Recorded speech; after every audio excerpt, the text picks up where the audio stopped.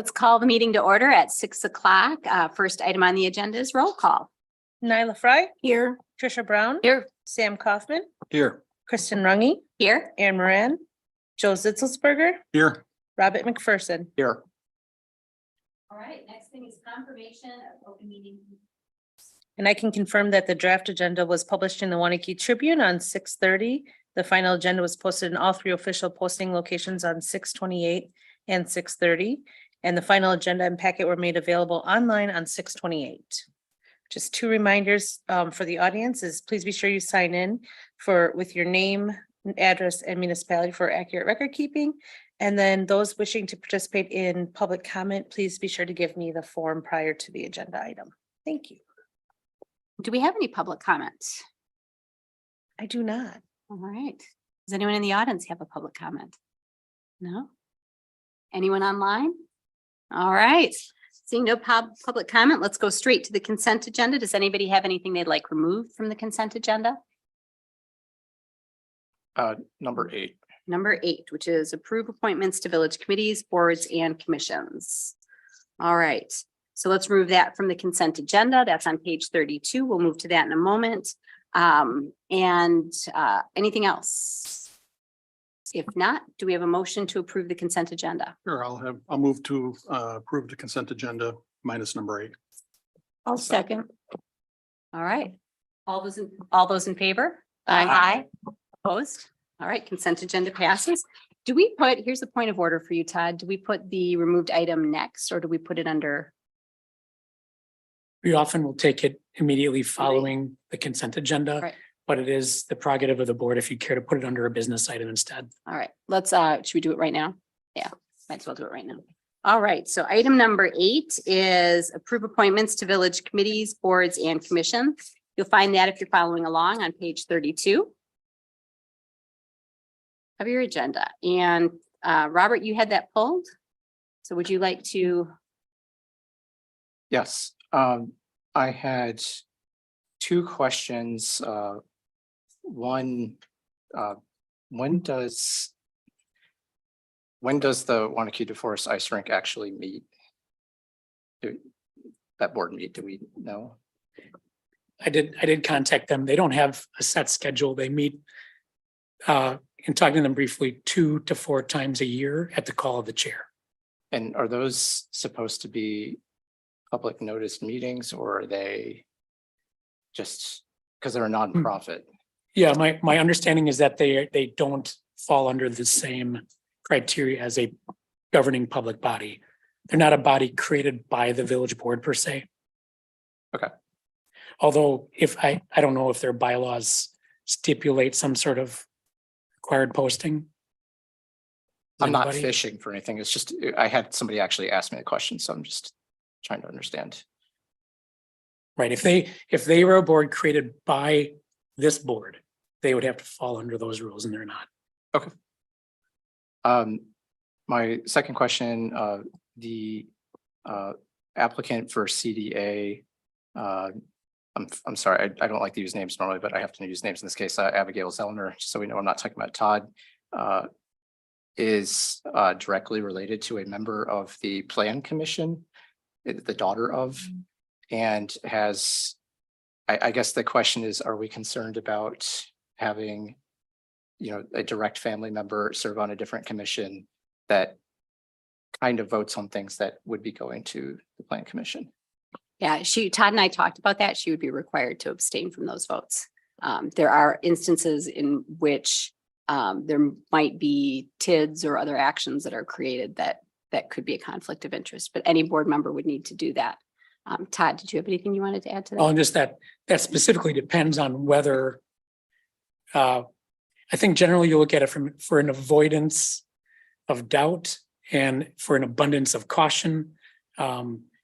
If I were her, I would abstain if my actions related to an item that my father's business is directly involved in. Although with that said, she personally, unless she has no direct fiduciary benefit to gain, she wouldn't necessarily be required to under the ethics law. But my advice to you, my advice as it would be to her, would be for avoidance of doubt and for cleanliness in a process. If you can abstain, then do so. Her application was, I thought, a particularly good one in terms of what the CDA has ahead of it over the next 2 to 3 years. So that is one of the primary reasons that is the reason that she was chosen to be on the CDA. I understand that. It's Yeah. just that that's a very It is, yeah. unclear relationship, and the fact that she also works for a company that has attempted to do business in the village in the past and did not do so successfully, and is currently engaged in potentially something with one of our neighbors. So I'm just, okay. Just wanted to get clarification. All right. I have one question. Tricia, for the Waunakee DeForest Ice Rink board meetings, perhaps, do they meet during the day or in the evening? And if they meet during the day, will you be able to meet that application? Yes, Okay. yeah. If they give advance notice enough, obviously. Although in speaking with the chairperson, they generally meet in the evenings. Thank you. Right, any other discussion about committee appointments? No. All right, seeing none, do we have a motion?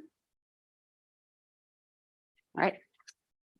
I will move to approve the committee appointments as outlined on item 8 of the agenda, the consent agenda that's been pulled. Do we have a second? I'll second. All right. Do we have any discussion before we move to question? No. Do I abstain? Yeah, I wonder if you would need to abstain related. Well, I mean, when we approved the board ones in the past, you've all voted. Okay. So I would say, no, you don't have to abstain. All right. We'll call the question then. All in favor, please say aye. Aye. Opposed? Abstentions? All right. Abstain. 2 abstentions. Thank you. Motion passes. All right, next item up on the agenda is reports. And item number 1 for reports is Waunakee Committee. It is 4th of July Eve, and here we are doing democracy on the night before the 4th of July. Waunakee will start tomorrow at 2 o'clock in Rip Park. It looks to be a fun event. Everything is set up and ready to go. Fireworks at 9:30, 9:45 about dusk. There are activities for children all day long. Activities for children are free. There is, of course, food and beverage offered for sale. So hope to see everybody there. There's a fantastic crew of volunteers that is volunteering and pulling it all together, and we'll be running it tomorrow. So much thanks to everyone who has been involved in that. All right, Create Waunakee Committee. We met last week again, and we have further discussion later in the meeting. So I think most of that will come then, but Live from the Park is ongoing and a lot of our other like partner projects.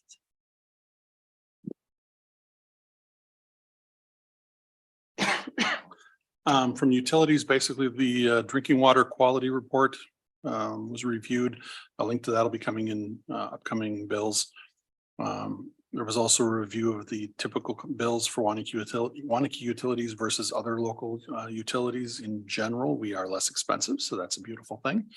We're looking to hire a limited term employee during an employee's maternity leave. So if anybody is looking for that sort of position, that's probably a good thing. And other than that, it was some construction projects, things like that. And that's a front office It is. position, right? Yep. Reception type. I don't remember exactly the service maybe. specifics, but yeah, in that realm. All right, Fire District Board. Fire District Board met last week, and there is one item that we're going to discuss, first business item, so I'm not going to get into that about doing renovation. The District Board also voted to allow Captain Eller to be promoted to it's now Battalion Chief. Is that what decided? Okay. To Battalion Chief, which we'll probably be discussing understanding that more in the future, because the last item that we also approved as a board was to allow the village to investigate doing an RFP to do an assessment of the fire district so that we can get a better understanding for how the district is running. The other items, the car 2 has been delivered. I think I saw the pictures on social media. They also did a tour of it briefly. It's going to be used primarily, and now car one will supplement it.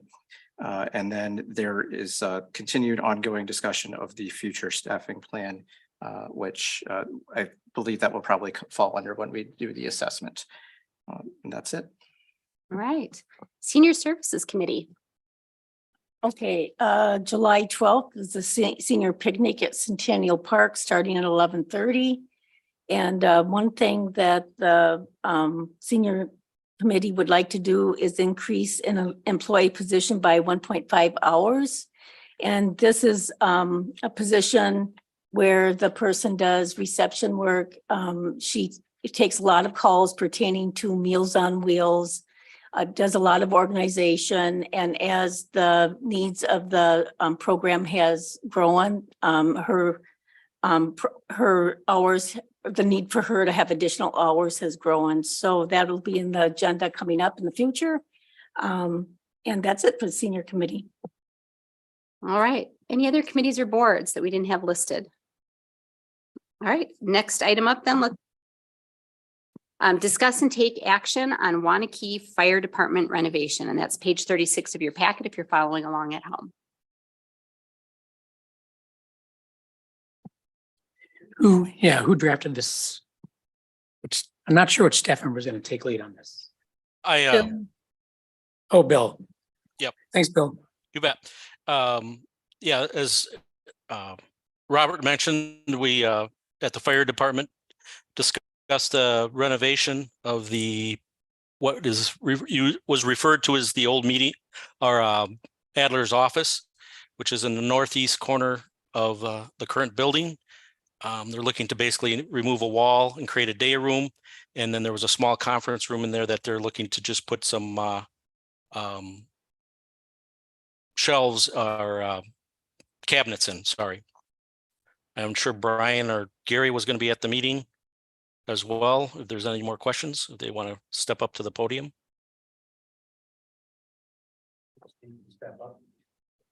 Yeah, we can only pick you up at the podium mic. There's a button there. Make sure the light's green.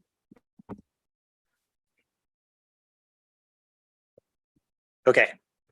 I can assist on the description a little bit that Bill had tried sharing.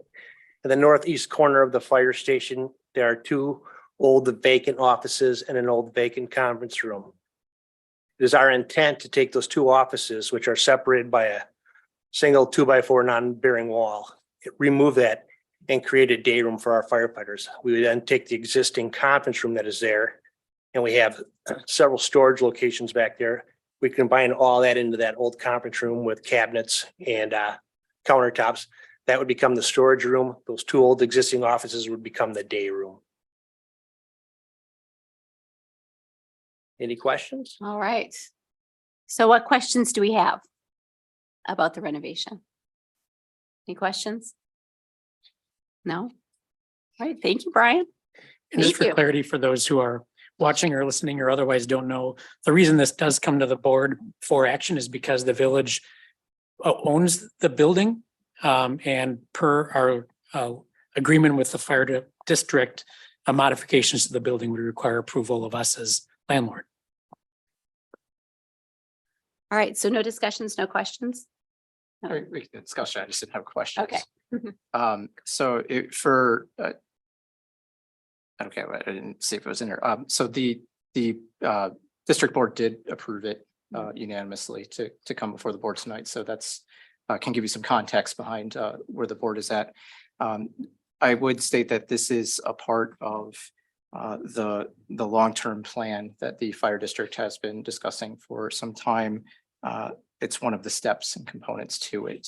So if you're wondering why now, why suddenly, it's because it's to continue moving the plan forward. Thank you for the context, Robert. Joe, did you have a question? No? Okay. I saw you moving towards your mic. All right, no other discussion or questions? I will move to allow the Waunakee Area Fire District to proceed with their plans to create a day room as presented at the Waunakee Fire Station. I'll second it. All right, any questions or discussion on the motion? Seeing none, let's move to question. All those in favor of allowing the Waunakee Area Fire District to proceed with their plans to create a day room as presented, please say so by, or please indicate by saying aye. Aye. Aye. Opposed? Abstentions? All right, thank you. Motion passes. Item number 2 under business, discuss and take action on request from Fisher Track to exceed the lighting and noise ordinances for the purposes of refurbishment of Warrior Stadium track. And that is on page 38 of your packet. And is that Tim or Todd? It actually may be Bill. Bill, if you're still with us. just give me Yes, some- I am. Yep, still here. So basically it is the contractor that the high school or the school district is using to redo Warrior Stadium is looking to complete the renovations of the track, and they're looking for calmer weather, and most of the time they have that overnight. So they're looking to be able to work on that past exceeding our ordinances that for lighting as well as noise. What questions do we have or discussion do we have on this item? Anything? I just want to clarify. So this is only if they can't do it during the daylight hours, correct? So it's not necessarily going to happen. Bill, I understand the plan is that will be overnight. Yes, that is my understanding as well. They find it the best time to apply this product is in the evenings. Okay, sorry. The request says if we cannot spray during the daylight hours, so that's why I just wanted to clarify. Thank you. Okay. Other discussion or comments? On this? All right, seeing none, do we have a motion? Actually, one other. Okay, go ahead. What I'm wondering is, should we modify this in the event that weather isn't as dry as it's been for, as long as it's been?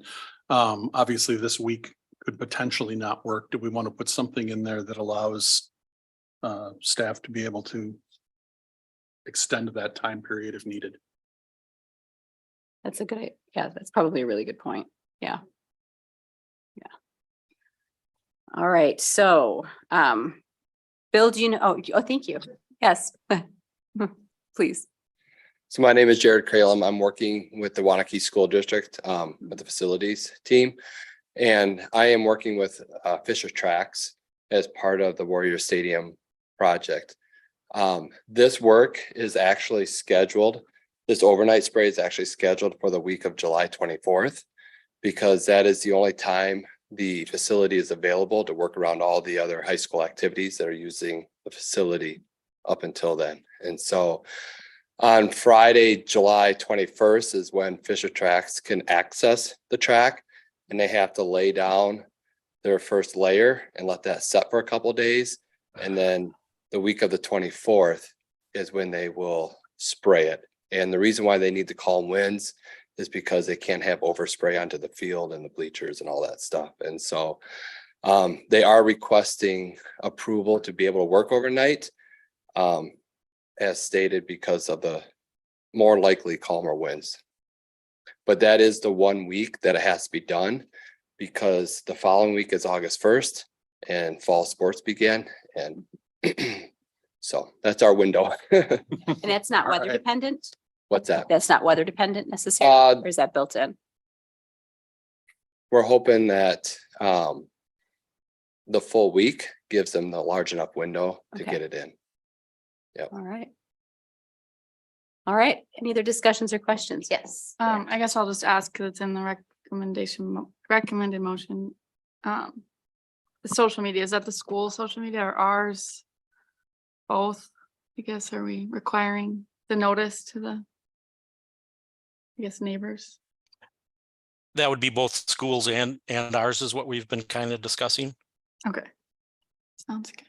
I know this was a tight fit to get all the whole project in, but I'll move to approve with proper notice to the local paper and social media. The I'll second it. exceptions. All right. Any discussion before we move to question? Yeah, can we look at the houses that are closest to there?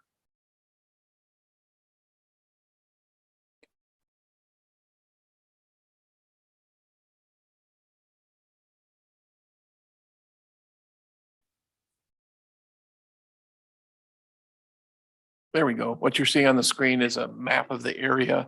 The closest residence is about 150 yards away. That's to the east. The building that's an Endress manufacturing building is about 45 yards to the northwest. And then to the west, it's even farther. It's probably more like 500 plus feet to the track. So it's quite a distance buffer from the actual activity. Would there be the possibility or any desire to notify those houses right in that area directly that this is coming? I mean, in addition to just hoping that they see it in the paper or social media. I suppose we could. I don't know if that'd be the befall whichever organization, ours or the district or both. We could coordinate that. I guess the question I'd have is how far of a line north and south up and down South Street would you want to go? Great question. My initial reaction is at least those 4 houses right in that spot. I think they're the most in line to be impacted. Beyond that, you know, and whatever anybody else feels. I think that's a good courtesy. Yeah. Yeah. Just for clarification, we were told that their equipment is only about if you had a small generator or something. So it's not what I would consider extremely noisy. Okay. Yeah, I'm But not the stadium lights might be yeah, that's a little the bit bigger more concern. intrusive. Yeah. Right. I'm gonna shoot. All right, so we have a motion and a second. Any other discussion on the motion before we move? All right, let's call the question. All in favor, please say aye. Opposed? Abstentions? All right, motion passes. Next item on the agenda, page 42, discuss and take action on amendment to the Heritage Hills SIP and a development agreement related to occupancy of the multifamily buildings. I will take this one. Bear with me. I'm going to share my screen again.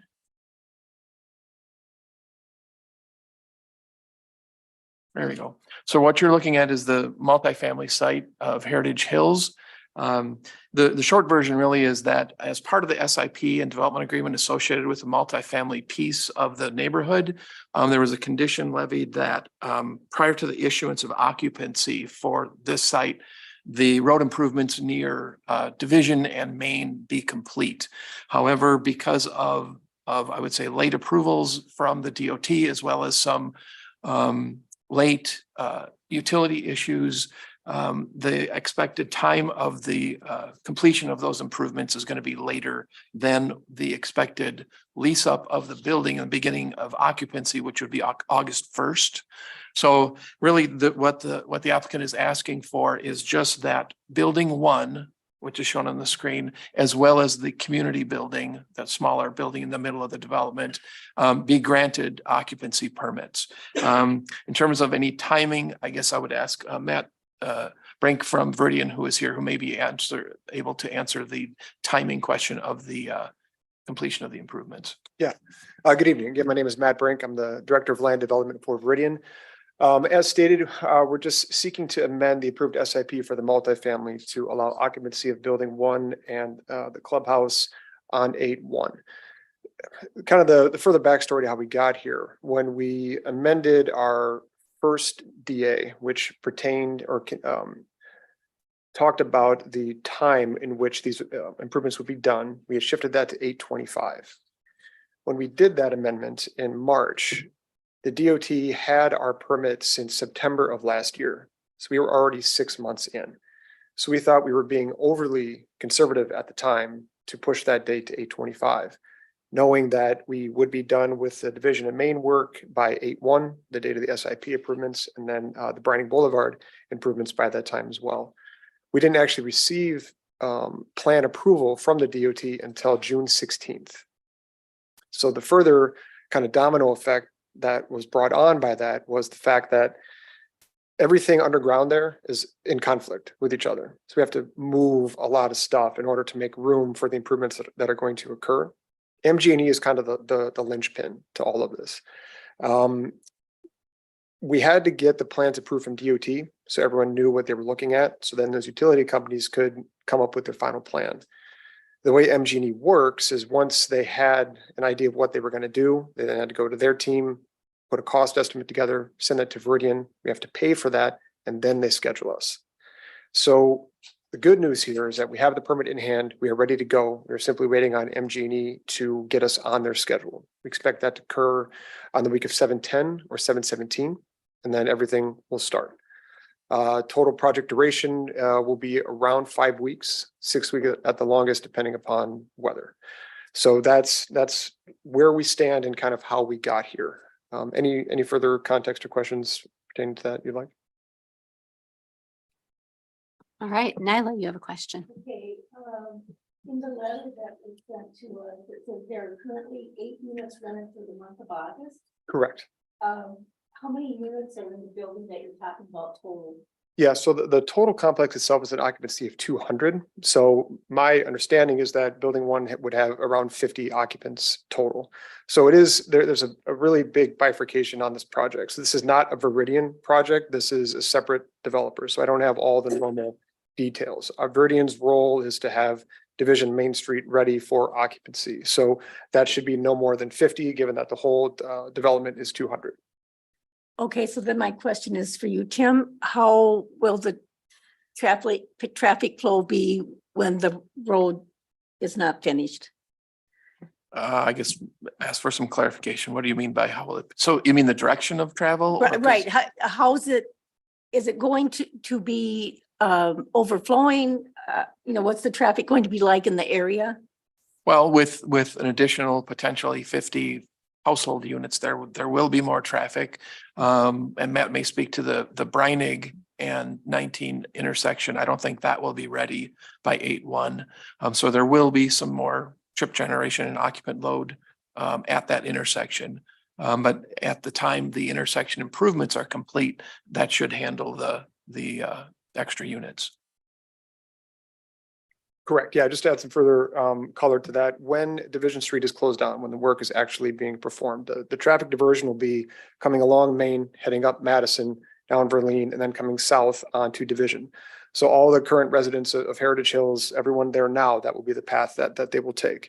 So with the addition of essentially 8 units at this time, the proportion of increase will be minimal at this time. So everyone will just take that same traffic route. From the Breinig improvements, everything that Veridian essentially has control of is done. So Breinig Road is paved south to where the DOT line starts. So that's where we need another or additional permit from the DOT to do that work. We're finalizing the details with them now. The issue that came up is when Mrs. Breinig passed, Kurt's mom, that kicked off the DOT wanting us to vacate that driveway.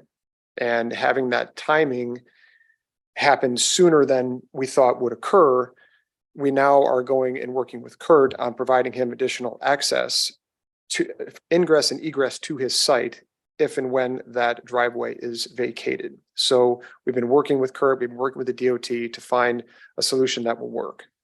The easiest way, of course, is to connect from his current parcel onto Breinig, and then they could come south on Breinig out onto 19. So it's just working with Kurt and getting him comfortable with the plan and making sure his farm equipment can get where it needs to go, which it will. But it's just a timing issue that when that event occurred, DOT then wanted that to be vacated. So they've essentially, not paused is the best way to put it, paused approving that aspect of the DOT permit. So when that happened, that's when we split apart the approval process to get Division in Main on its own permit, aside from the Breinig Boulevard. Coming back full circle, again, Veridian's done everything that we can at this point as far as paving goes. As soon as we get agreement with DOT and Mr. Breinig, we'll finalize those plans and get that ready to go as well. Our full intention is to obviously get that done this fall. We think that will occur. And we will also be getting the North Division Street work done as well. The punch through going north on Division. We have our water permit from DNR. Strand and Waunakee is finalizing the plans now. Once we get approval, we're ready to go. There's some relocate work that we're working through. There's a 40-year-old water main that's up there and some electrical work that needs to be rerouted to make the road go where it needs to go. So working through those details as well. So the coordination of that work that we're expecting, once we're done with the Division and Main Street work, we'll go right up to the North Division work and finish that. And then hopefully we're through the DOT work at that time, and then we'll shift down to Brining. That to us is more important than the division and main work. So we are pushing as hard as we can to get that done, because the apartments, of course, want that. And then lastly, just for the context, again, building 1 is seeking occupancy on 8/1. They're going to go in a counterclockwise loop for further occupancy. So building 4 will be late December, right around Christmas time is when they'll seek occupancy there. Building 3 is roughly April of next year, and building 2 is roughly August of 23. So no other buildings will be done for certainly by the time building 4 is ready for occupancy. It's just to get through this kind of time crunch that we had with the DOT, and that they took 9 months to get us our permit for division and main. So what is the total number of units of the entire project up there? I mean, of the rental buildings? Buildings 1, 2, 3, and 4 total are 200 units, or occupancy of 200. Tim, can you clarify? Units or occupant or people? What Units. units. I think it's 198 or 199. The original was 200. but- Thank you. Other questions or comments? Well, I have a question. So will the entire they're not going to pause renting, I'm assuming, at 8 units? Correct. Correct. Okay, so we'll see it continue to rent and it'll rent while construction's going on. Correct. Okay. Yes. Other questions that people have? I have a little bit of a concern about the Main Street to Madison to Verleen, because I don't suspect that Verleen is actually going to see most of that traffic. With Patrick Avenue under construction, I can understand why they wouldn't take that, but Prospect or potentially cutting through the library, I hope not. But I think there's other potential bad routes that people could take.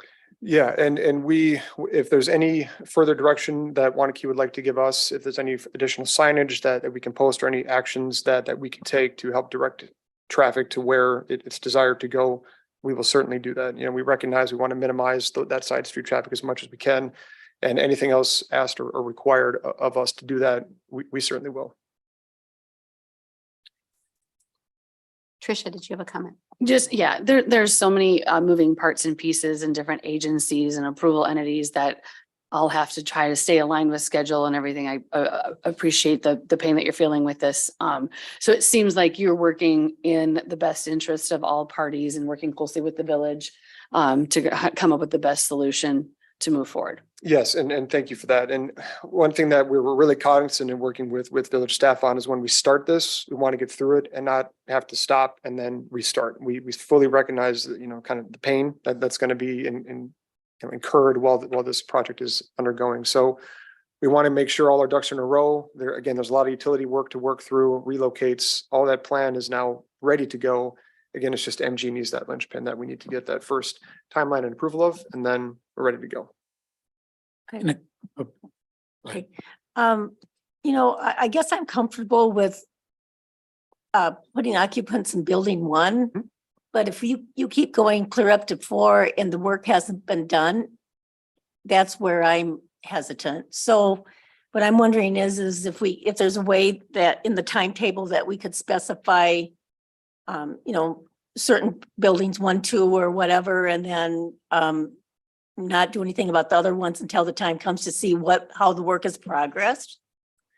Yeah, any way, if we wanted, however we wanted to paper that, we'll certainly, we're open to that. So again, with building 4, they won't need occupancy until Christmas. So our work on division 100% is going to be done by then. We fully expect the Brining work to be done. Again, where we're at with the DOT and working through with them, we're just sometimes pushing a rope. So I don't want to over guarantee, certainly. So again, however we want to put metrics or goals in place, we can. But again, division, that's 100% being done this year, and we can say that with certainty. Tim, yeah. Just a point of clarification, yes, my understanding is really that this limits the occupancy solely to building 1. And so if the improvements aren't ready, the easy answer then is no more occupancy. Okay, And that's really the way this is stated, so Yes. that if the improvements aren't done, there won't be any more occupancy granted unless they were to come back again. And That's it sounds like Okay. the approval may not happen in that case. Yeah, that is correct. Yes. Aaron. Yeah, it looks like the language says for greater than 25%, Yes. everything else. So I will move to approve the amendment to the SIP and development agreement for Heritage Hills, third edition, lot 155, allowing occupancy of building 1 in the clubhouse. All right, do we have a second? I'll second that. All right, any discussion on the motion? Nope, all in favor? Please Aye. signify by saying aye. Aye. Aye, sorry. All opposed? Abstentions? All right, it passes. I'm not good at calling the vote today. Sorry. Thank you very much. Thank you. Yes. All right. Next, and thank you very much for coming to answer those questions for us. Next item on the list, discuss and take action on endorsement to align work of Create Waunakee Committee with the local nonprofit Waunakee Arts Vision Incorporated, doing business as Create Waunakee Incorporated, page 47 of your packet. So, And that's what's recommended to you by the Create Waunakee Committee. Aaron chairs the committee. We have several fine members of our committee here. And the bit of context I'll offer, just to quickly summarize what was laid out in your packet, kind of in an outline form in terms of where we've been, where we sit today, and where we hope to evolve. When we began our work in establishing advancement of our creative economy in our village, we held several studies and researched other communities, and certainly believe that there's opportunity in our community to advance this work. That's proof positive. We have discovered that over and over again and have been highly successful. In our research, we also learned that a sustainable and highly successful model for most communities is that this work be housed under a separate non-governmental nonprofit agency to run and engage this work with its own staff, its own energy, supports from other organizations, real bricks and mortar. So when we took steps to move to the next phase of this work, those ingredients just didn't exist. And the choice the village board made then, I think it was around 2018 or 2019, was instead establish it as a government organization for the time being. And that was the thought process, that there would come a time when we could, allow this to grow, leave the nest, and exist as a standalone organization. So we've kicked it off as the Create Waunakee Committee. It's gone really well. I commend Aaron, the team on the committee, village staff who've really worked hard to make things happen, and the citizens who've really grabbed on to the brand and all the fun and joy that we've been creating. One of our very successful events is the Waunakee Artisan Market, or WAM. Natasha Lutz and others were involved in getting that going as one of the Create Waunakee Committee projects. To further work of that event, she took steps to form a nonprofit called WAVE, Waunakee Arts Vision, with also the vision that that organization could maybe someday be poised to step into more of the front position of leading our Create Waunakee work. Again, not all the ingredients are there today for that to just really work and happen. But we believe now, and the committee recommends that now is a good time for us to officially align our Create Waunakee Committee governing organization with WAVE, which we would rebrand as the Create Waunakee Inc. nonprofit arm, and align those two agencies to work in concert for the time being, with the thought that at some point in the future, we're probably talking several years, unless something marvelous and unexpected happens.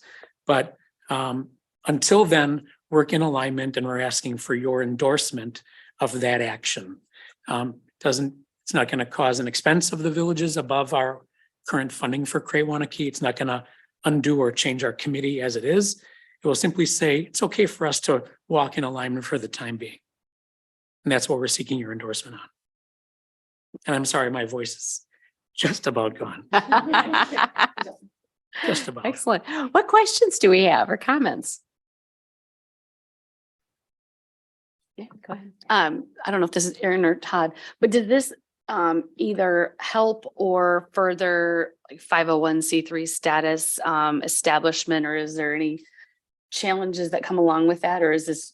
They have succeeded in completion of the creation process for WAVE. Right. The only step we're going to take, if this endorsement makes sense to you, is we're going to proceed with a formal name change to the existing nonprofit to create Waunakee Inc. Otherwise, that entity exists successfully. All on Natasha's own doing. Without, All right. Erin, did you? Yeah, I guess I'll jump into that. And part of bringing this to the board was that since most of the like financial support of Career Waunakee and our staff time is coming from, you know, continued village board support, I just wanted to bring it to you in the beginning rather than later, like, hey, the committee's disbanding. I think there's still, feel like we had 2 meetings last month, kind of talk about what it'll look like and what the process will be for what this, as each grow, kind of the merge eventual. So perhaps we'll have updates throughout that too, once we have more answers, but. Excellent. It's been very exciting to watch this group grow. And I see your fingers by the button, Joe. No? Yeah, Yeah. I'm just curious. Somewhere in here, and I can't find it at the moment, I think there was a comment about avoiding confusion. And I think long-term, that's definitely a good thing. For the short term, I'm wondering if making that change may result in a little bit. Yeah, it's a good point, and the committee discussed that. Timing is right because WAVE in its current existence, Waunakee Arts Vision, has not really revealed itself loudly to the community. And to modify the name now or to switch to a DBA, Create Waunakee Inc. Would be a step to avoid it, as opposed to establishing another brand alongside of a different brand. Sure, and that makes good sense. And that was the Moving- pause Natasha took in her process. Wait, hold on a second. Before we roll this all out, might there be a better way to do it? And that's why we landed here. Sure. Yeah, I think long-term, that's definitely the way to go. It's just in the short term, while we still have the committee and the other entity, there's potentially a little bit of confusion.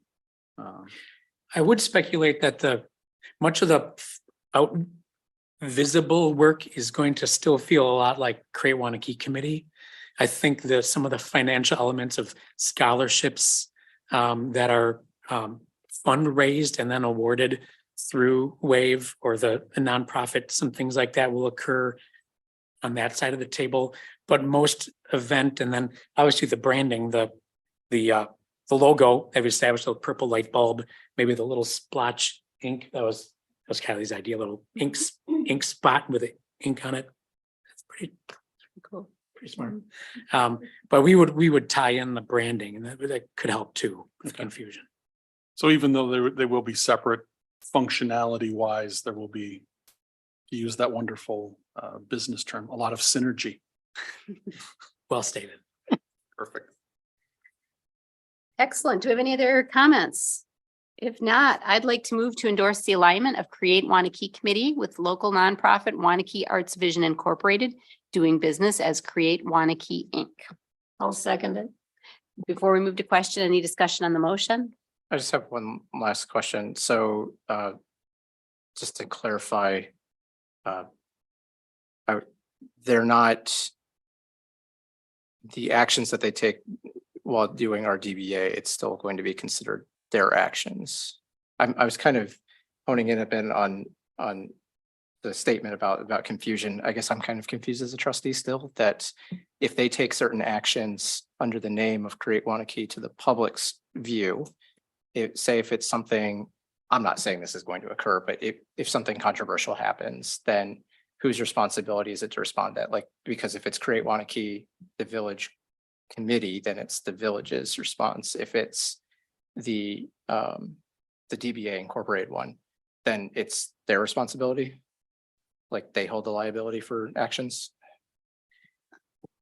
I don't play Brian Kleinmeyer or try to. No, that's fine. But I would. Because my- we're licensing out the name Create Waunakee to a private Well, nonprofit. Is that? I jump in Go a ahead. little because these are a lot of questions I had in our meetings. And I guess my understanding is like, well, the committee is not changing and it's not going away. So all of our meetings will be publicly noticed, all the open records, et cetera. we already do a lot of collaborative work with various groups. A lot of our programs are not just the committee putting them on, it's working with other groups. So that's all the same. This is kind of in my brain, I was equating it to like the library has a friends group that they work with. There's parks friends groups, right? Like, so just kind of saying that like this is our nonprofit that we're going to be working with for, and it is unique where long term this, you know, the actions might change, but that's where I think a lot of that in between of like what the village's support after the merger or, you know, handoff would look like to make sure that, you know, our purpose for creating the committee is still there. And if we're supporting this group, we're still getting what we're asking out of it. But there's no, like the committee members are not, besides Natasha, in this group right now or like on the formal board or anything. So And I wouldn't even go so far as to say our nonprofit. It is a nonprofit our partner. aligned alongside our work. So with that in mind, I would say if the nonprofit itself were to find itself in some situation that requires legal assistance or financial advising or what have you, that can't be that requires third-party assistance, that would be an obligation of the nonprofit in its role and function. So really, we just run a reputation risk. That's it. We're not going to be liable for anything else. I think that's fair to say. Okay. It's fair to say. And again, positive intent here. I don't anticipate these things would happen. I'm just trying to understand before we vote what we're approving here. And I think that's also why Aaron, you know, wisely really encouraged us as a Create Waunakee committee to move this forward through the board before all the rubber hits the road. And I guess another thing that came up in our discussions is like, we are not actually like approving them using this name because like anyone can use Create Waunakee, our logo, et cetera. Yes, we own, but It's not trademarked. yeah, we don't own the name Create Waunakee, so they can use Create Waunakee. We're just saying carry forward with being partners. I'll move on from it, but I just want to state that you did make a good point, though, when you're talking about those other groups, they call themselves the friends of, as opposed to just saying they're the entity. So that is kind of a key difference Yeah, I think, too. and as this organization is new, as it grows, the difference, like the friends group is not going to be asking to take over the functions of the library. They're supporting the library. So in the short term, I think that's how I'm visualizing this partnership. And then like, Create Waunakee's functions, like the actual, like this committee is very different than a lot of their committees around. There's like events and it's programming and it's the members are out there doing a lot of things rather than just making decisions. So I hope that, I guess, after the handoff, whatever our village support of the arts continues in whatever form that is. But I guess short term, that's how I envision the partnership working. And am I correct in remembering that the Create Waunakee committee grew out of the Waunakee Creative Economy Yeah, Committee? we had a and task yeah. force that we created to evaluate, study, make some recommendations. One of those being to aspire towards encouraging a nonprofit standalone entity, but as a step towards that, enter into this governmental arrangement with the Create Waunakee committee to foster it along. And Natasha, do we have questions for Natasha? I have an answer for one of, I Excellent. have some information. So the nonprofit has also checked in with a lawyer to make sure that it is okay for us to each have the same name, that is okay for me to be on the committee and also be part of this nonprofit. And the other thing I would like to say is one of the reasons that we wanted the nonprofit is because we can do more, like he said, with scholarship raising and things like that, if we are separate, not part of the village nonprofit. And so basically, this would be money coming towards our community from the nonprofit. it would not be from the community to the nonprofit. Does that help? So, and we do already have legal representation for the nonprofit. So, any other questions? Any others? I've got one probably more for Todd, I'm gonna guess. Is there a reason that maybe isn't quite as obvious here that we would not want to, I guess, stop the Create Waunakee committee and just go full bore into supporting the nonprofit side? Yeah, it's a good question. The page 50 of the packet, I added some thoughts to future evolution with item B there, 3B, talking about ingredients that might be particularly useful to allow a standalone entity to be successful. I think the most notable thing is one thing that we have offered by virtue of it being a village committee is we supply a great deal of staff resource and energy to the work. My work, Kylie's work, other staff members, we engage very actively in our professional roles. For a standalone entity, we would be wanting to see this entity able to take on its own staff to accomplish a majority of those functions. That's going to require resources, membership, perhaps membership-based and other organizational alignments to assist in building a fund base, possibly location, a bricks and mortar location to house offices, et cetera, along with knowledge that there's going to be the volunteer energy to keep it going. So those are just a few of the ingredients that we believe are in the future for the organization, but we don't feel we're in a position to be confident in yet. Okay, thanks. All right, other questions or comments? Right, seeing none, let's move to question. All in favor, please say aye. Aye. Opposed? Abstentions? Motion passes. Congratulations. All right, item number 5, discuss and take action on EMS district agreement, page 51 of your packets. I may have crafted the memo, but Robert, if you want to take it away. Sure. So we took a first effort at making changes to it, and it is within your Put the packet. document on the screen. Would that help you? or no? That might help, yes. It's going to get really.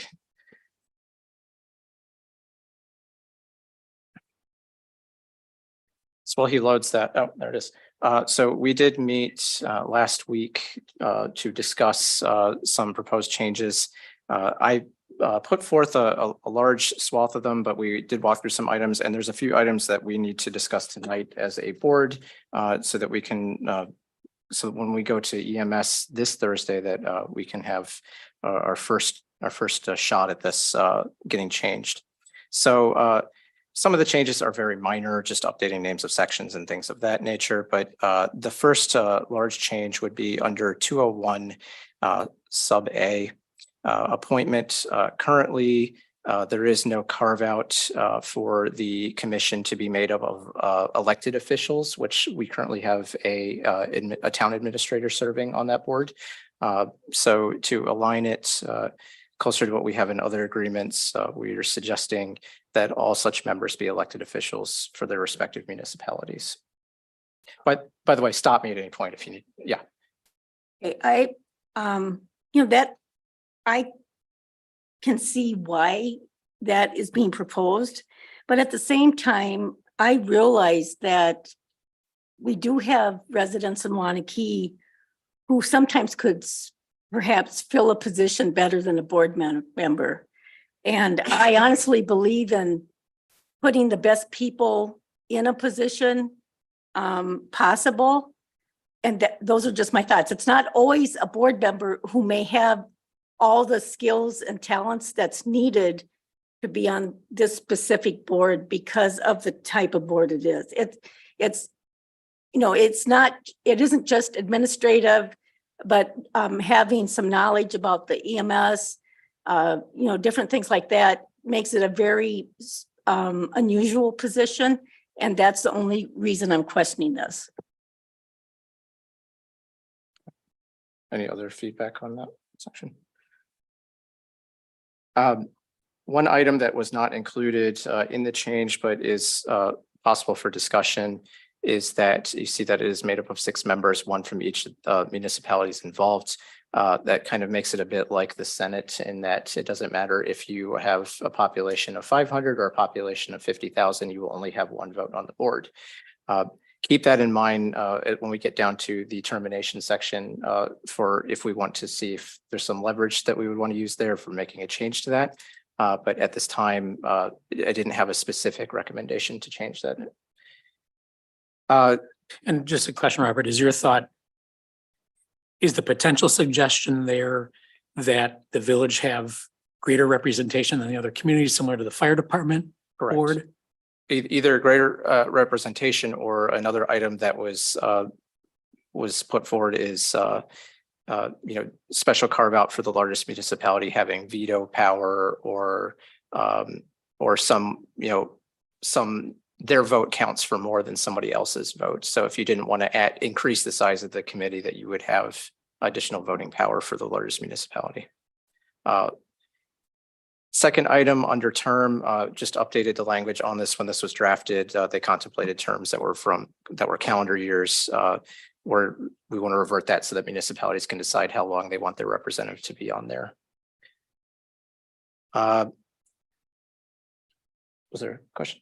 I guess I'm wondering if there should be some sense of overlap so that it's not a full board at any point.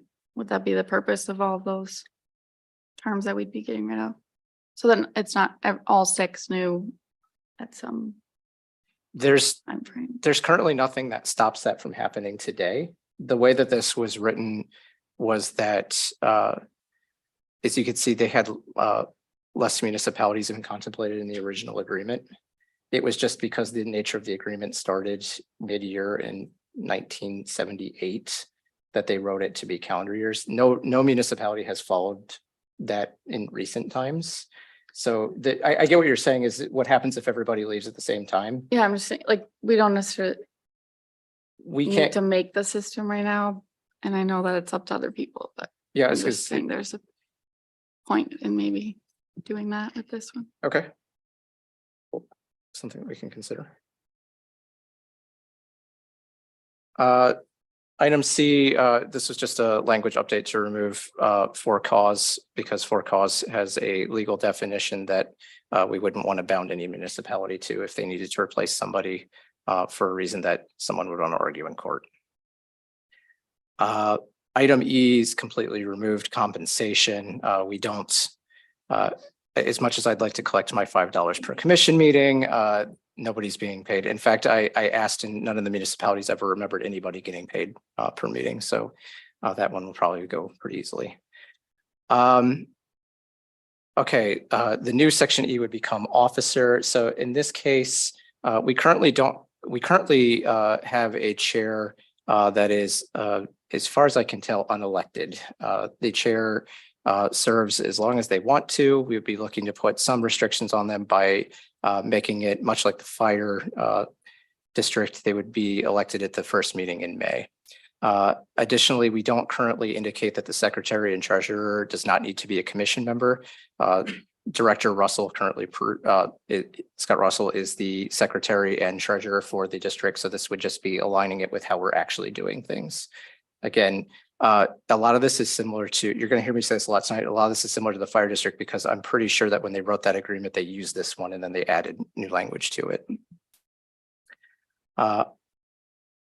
Section F under meetings, this is just to clean up about voting for capital expenditures. There's an agreement already at the commission level that we don't need to have a special meeting for. We can do it within normal business meetings, and also clarifies of who can call a special meeting. Language is not terribly dissimilar to, I believe, the Waunakee municipal ordinances already. Finally, section G, something that I added just because to avoid vagaries within the district is how we conduct our deliberations would follow Robert's rules. And then we removed the entire section H. There was already agreement on this. Today, if you wanted to, one member could stop the purchase of a capital expenditure all by their loan sum, and then it would require a 2/3 vote. And then also there's possibility you could have a special meeting. So we didn't feel the need to have that level of restrictions. Any questions before I move to 202? Okay. 202B, just updating it to align with generally accepted accounting principles. And then section E, this just matches language that's in the fire district. This was also proposed by another commissioner as well already, so we don't anticipate there's much discussion to be done there.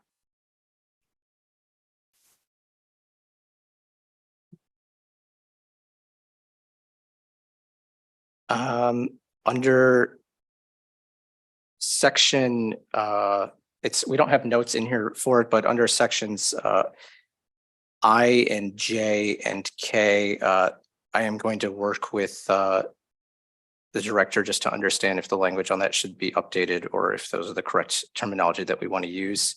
Again, this was created long before there were any professional staff working at the EMS, so there may be some minor language in there that's updated just to make it accurate. Okay, moving down to section 3. This would just be the annual meeting. This means that in September, and before I move from this one, but they want to have their meeting in September to review the budget and approval. I did have a request from the village that we maybe consider doing it in August so that we can get the information over. Was that correct?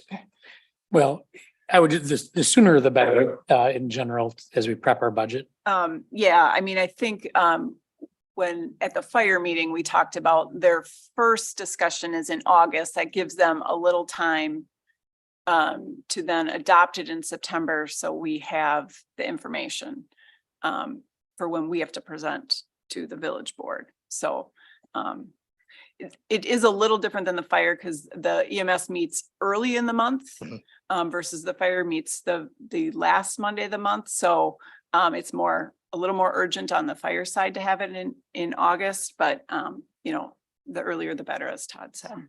Okay. But then I won't raise too much of an issue with them on this. There was already agreement at the commission level that we should expand it from the 1st to the 30th. As you see, the original language had a very tiny window between the 13th and the 22nd.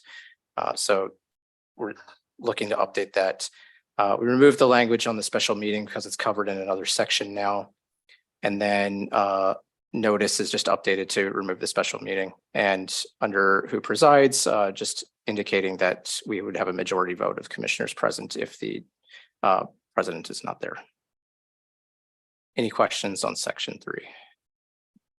For the annual meeting, could we potentially do mid-August, mid-September? It would bump it up a little bit for budgeting purposes, still give a full month window. Just an option.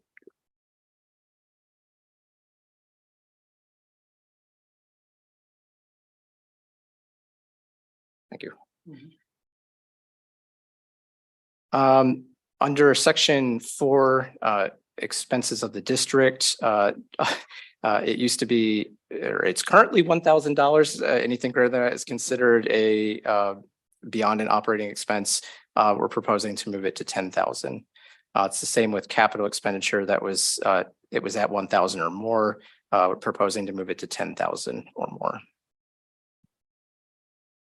I assume there's been some discussion around what may or may not fit within that, and Yes, so it's basically going to be according to GAAP as to whether or not it's considered a operating expense or a capital expenditure. I guess I'm more interested in, you know, what are the items that would be under that 10,000? And is that consistent with what somebody would actually want to have approved that way? I'm not an accountant, so I'm going to defer to our finance director. Is there an easy answer under GAAP? What qualifies as a operating expense versus a capital That your expense? question? No, I Your think question is. it's I more of think, a, yeah. If like- something costs $5,000, would there be anything that would be of interest to the commission Yeah. approve anyway, Yeah. even if it was under that Yep. dollar. So we do discuss that as a part of the packets every meeting, any item Okay. of dollar amount, the full budget's put out there along with where it's deviated from previous year. So I think the important part is just when it comes to voting, since we removed that whole section about voting, this area is a little redundant. It probably could be reduced down into one item, much like it is in the fire districts. Mhm. But yes, we do look at every expense that comes through. Okay, perfect. I don't believe we had any changes until you get down into, this is where I'd asked for everyone to start looking closely. Section 5, under 502. So just some clarification for everyone. The fire department agreement, they look at the interest of the municipalities to be based off of the, I'm going to read this so I get it right. The equalized assessed valuation of all property in the district divided by total equalized value of all property in the district. In the EMS, they use it based off of the population of the district and the population of the municipality divided against the population of the district. That's how we get our share. Not necessarily a statement that we need to change anything, but it's more of a awareness issue. If there's anyone that has strong feelings on this would be the time that you would want to say something. I think that representation that's more proportional to the share that we pay in would be something we might want to be interested in. There's a lot of financial obligation, and it would be nice to be able to shepherd that a little bit more effectively. So to that point, I had previously asked, I had asked for our statistics on it. And of course, now I can't find my email now that I've opened my mouth there. Oh, here it is. So we currently, as a village, contribute based off of the current calculation, we're at 65.5%.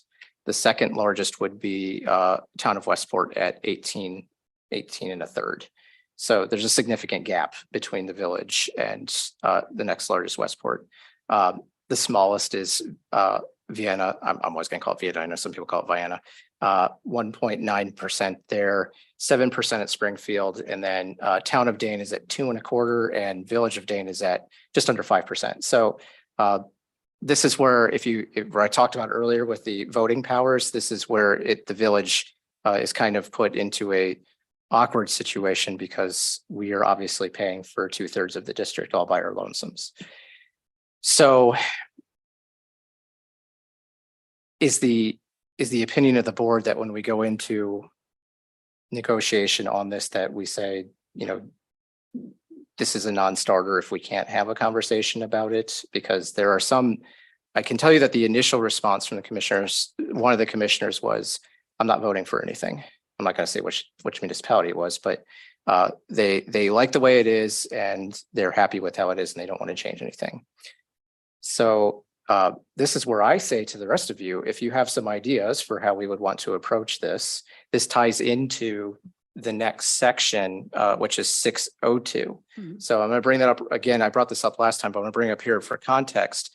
So unlike in our fire district agreement, where it states that when you leave, the district has to pay out your share, your invested share. When we leave, sorry, that's terrible language. If we left the EMS district, or if anybody left the EMS district, they would actually not be paid out until the district ceased to exist. Mhm. So this means that, I stated this last time, I'll reiterate this time, if they wanted to run the value of the district to 0, which would make economic sense, to be honest, then we would be out the entirety of our investment into it because they would then pay us out when they dissolve the district. So this is the elephant in the room for them. When the current chair, when we discussed this, it was basically, they called it Pandora's box. They said that they didn't want to open it. And they said that when this was negotiated back in the 70s, that it was put in there to make sure that everyone played fair with each other. I don't know. I know Sam probably knows the numbers of how big some of these municipalities were in the seventies, but there was a lot less difference between Village of Waunakee and everyone else than there is today. So this is where, again, this in consideration with 502 is where I'd be looking for feedback from the board. Any other comments? Yeah, go, yes. Robert, in any of the analysis, is there a comparison of not just like the investment of each of the municipalities that are involved in the district, but the amount of services or some sort of like financial? We don't consider how many calls that go to each municipality. We do review that as a commission, and it's just kind of, it's an item that we look at. And then I'm sure anybody would enjoy it because then you hear, wow, Waunakee keeps growing. All these calls keep going to Waunakee.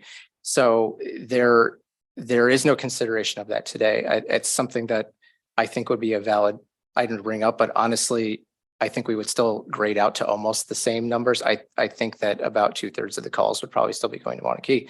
That being said, Westport's portion might go up because Westport has more senior living areas down there. And under HIPAA, we don't know. We don't know anything about the specifics, but we get the numbers. And outside of, there's one person in Waunakee that calls them sometimes 3 times a day, who needs help. There's no real other outliers. It's as you'd expect.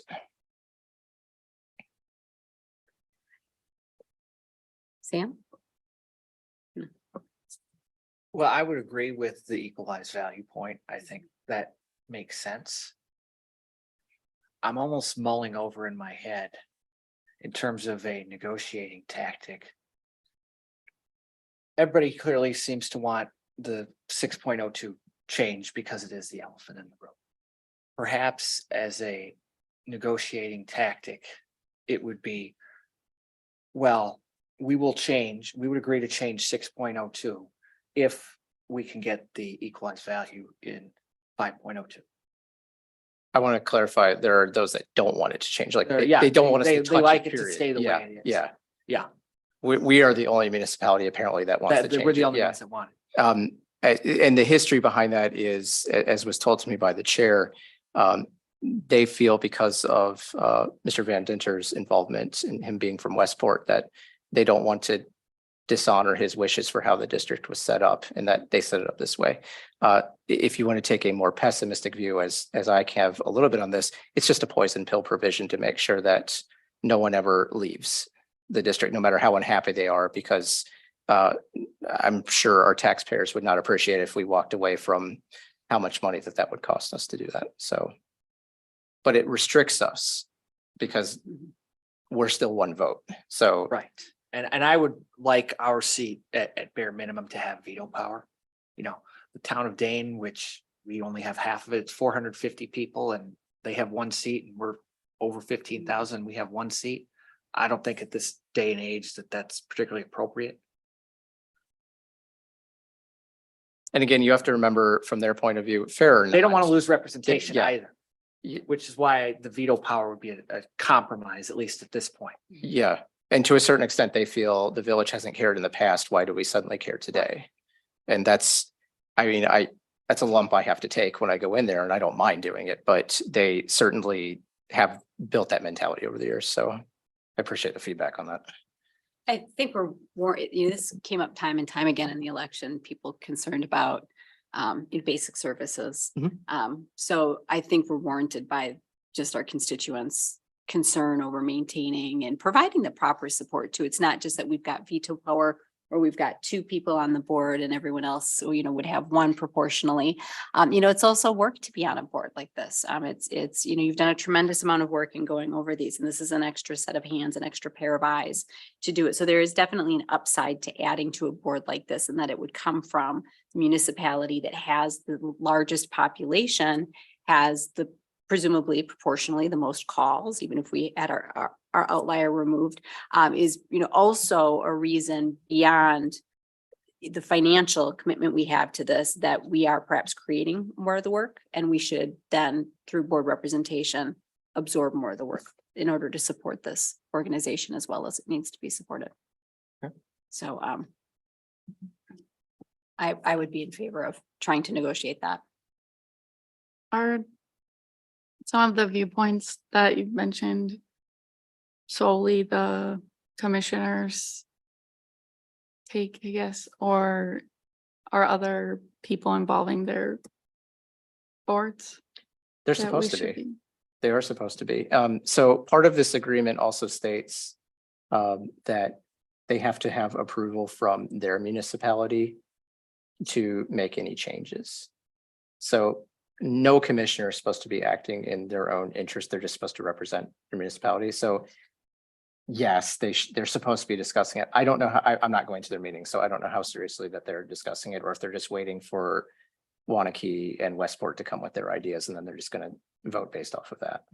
I just didn't know if that in the discussion had been anyone mentioning what their board opinion was, I guess, or if there's anything formal that Ye- had come through. No, that's a good question. And the answer was no, because that was our first meeting to discuss it. That's why it was disappointing that a few of them had already predetermined that they weren't going to make any changes without even seeing what the changes were.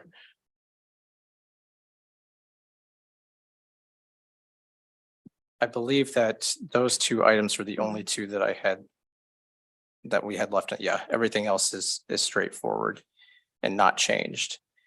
So I've got the feedback from everyone on how we want to negotiate and where we're going to negotiate.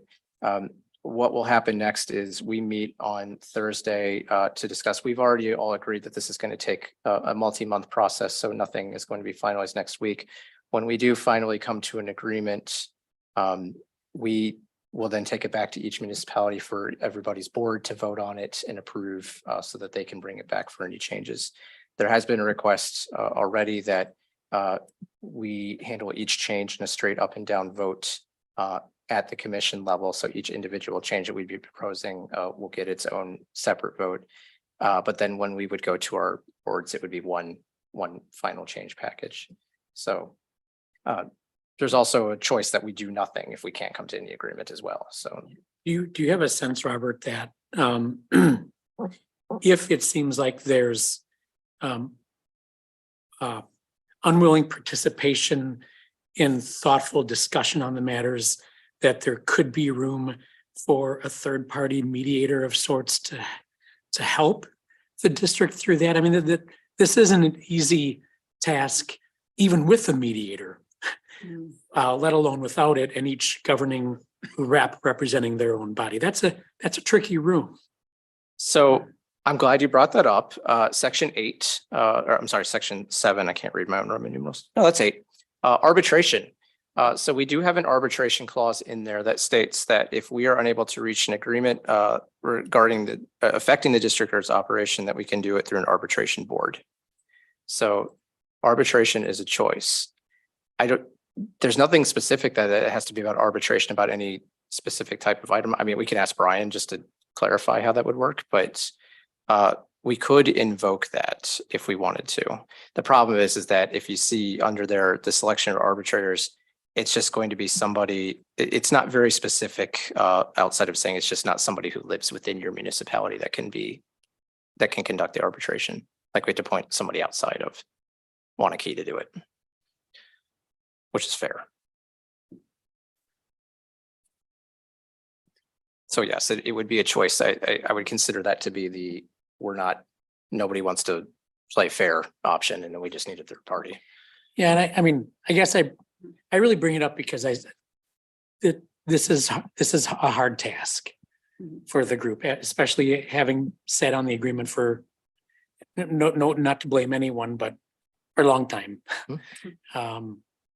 So my encouragement to the EMS board and even us as a village board would be to perhaps have an open-minded willingness to support that extra step, even investment, if needed, to help the parties arrive at a place where we can continue well together. To that point, I would consider that something that we'd hold in our back pocket since there's at least a willingness, I mean, it was a huge step just to get this Right. on the, well, you're aware because of all the effort I went through to get it on the agenda in the first place. So we've made a large step in even opening up the conversation.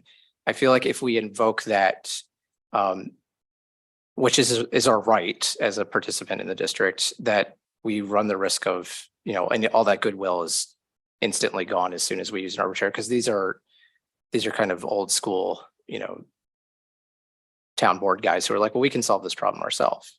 Yeah. And you raise a good point, though. If we bring all this in and they say, wow, this is too much, then we could ease into it and say, well, what if we did use third-party arbitration? And they might be okay with that.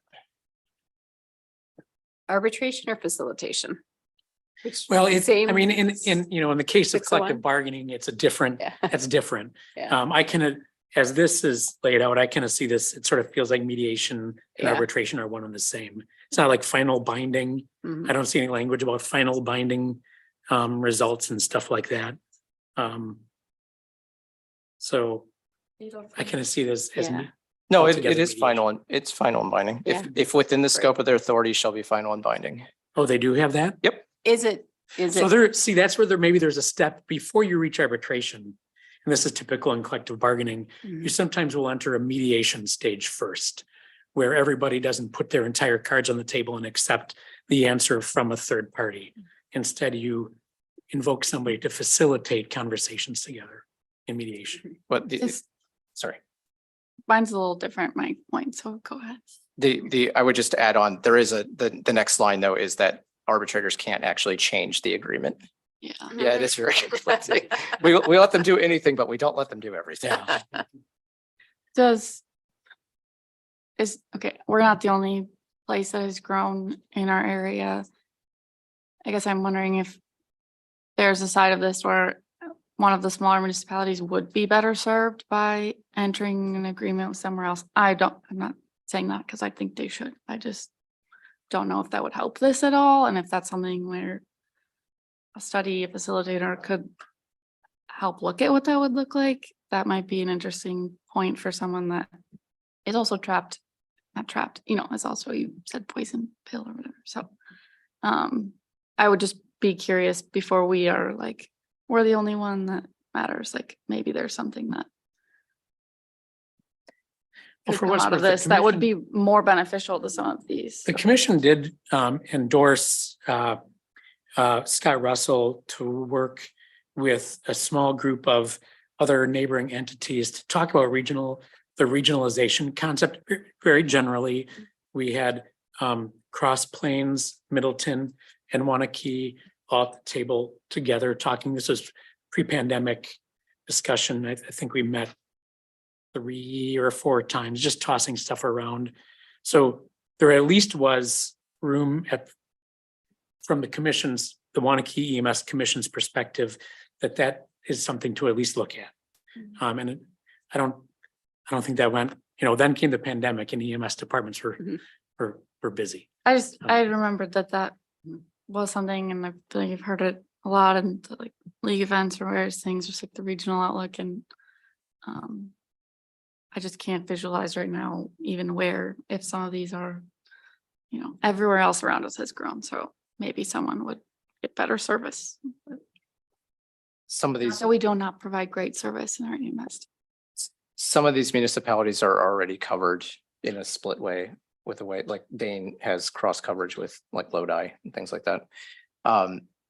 And to both of your points about the long-term plan, that's also why we would be looking at making the change, because it makes it all the more difficult for us to look in our best interest. If our best interest is the combined, Cross Plains, Middleton, then it's still, if we still are stuck, if some of these smaller municipalities like, yeah, we don't want to do that. And so, and as would be their right. So we just need to make it possible for us to serve our citizens as well as we can.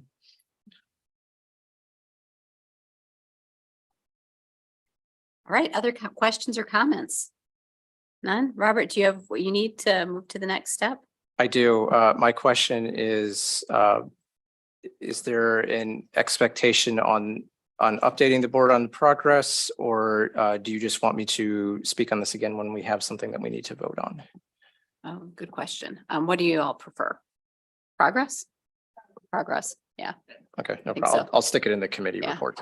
Or additional guidance, one of the two. Yeah. I just, if I went over the 3-minute mark, I didn't want like Carla throwing stuff at me, so that's all.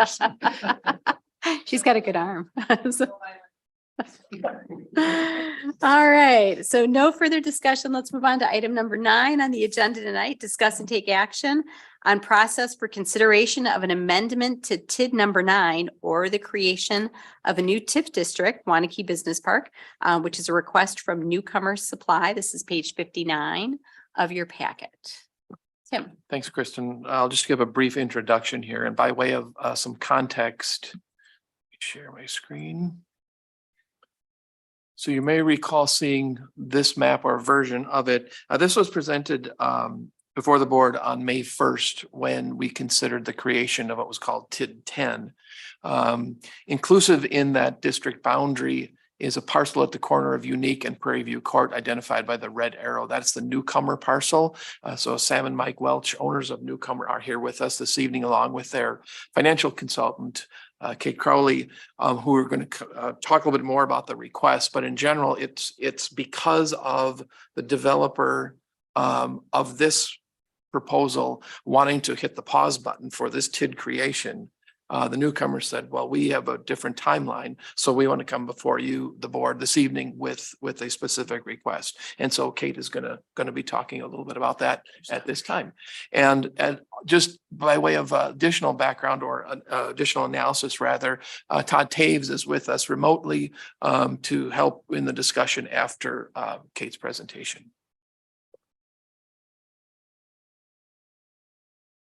Thank you. Again, I'm Kate Crowley. I'm with Baker Tilly. Appreciate the chance to be here tonight. And we've been working on this for months and months and months, and it feels exciting to be here and talk to you about this tonight.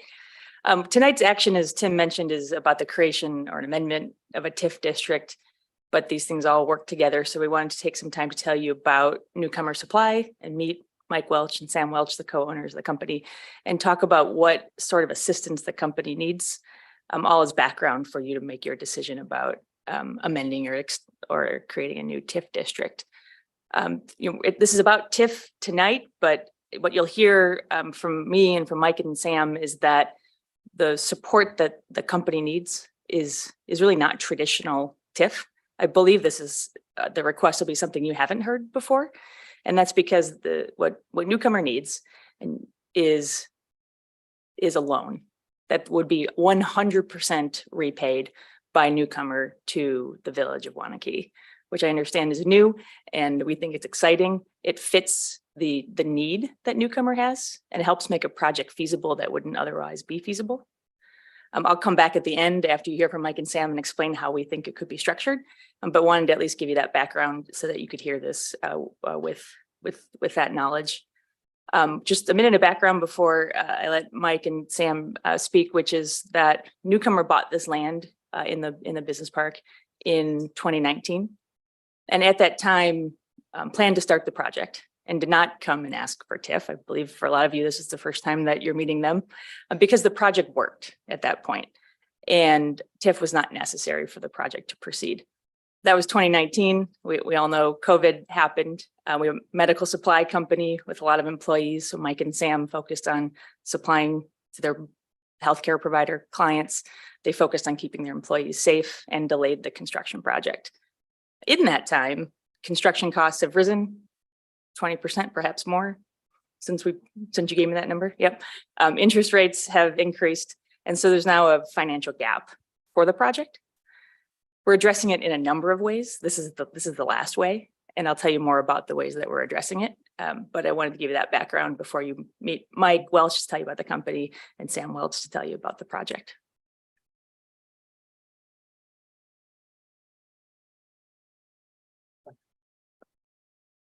Whoever's controlling the clicker, there's just a slight delay. So you just have to push it forward and back just once to move it, and then it'll get there.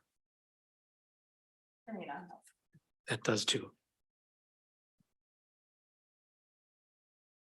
Good evening, everybody. My name's Michael Welch. I'm president of Newcomer Supply. So my job is just to tell you a little bit about Newcomer. Won't take too long. The company was started in Oak Park, Illinois in 1986 by Marshall Welch. The company from day one, actually all the way to present, our primary mission is selling and providing services to histology laboratories all over the country. Our customer base is in the thousands. Average orders are, usually $500 or less. In 1994, the company moved to Middleton, Wisconsin, largely to be closer to the southern Wisconsin region, and specifically here in Madison University and the hospital system. In 2002, we moved from what was a very small building to our current facility, which is 7,000 square feet. In 2012, ownership of the company transferred from Marcia to myself.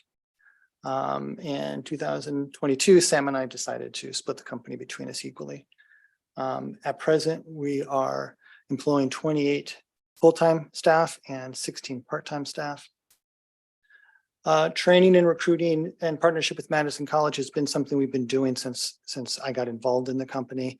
That program has been slowly growing, and we're very excited about getting into a much larger lab, a much larger facility, so we can grow that partnership even greater. Next slide. There's a delay. Okay, here's our lab in our current facility. What you see here in front of you in this first row are a couple microtomes. Microtomes are the machine that makes one of our primary products, which we brought examples of for you to look at and ask any questions about. So our technicians work at these microtomes making positive control slides. Behind that initial bench here is a staining bench, and behind the staining bench is additional parts of the lab. It's really, really kind of hard to see. Next slide.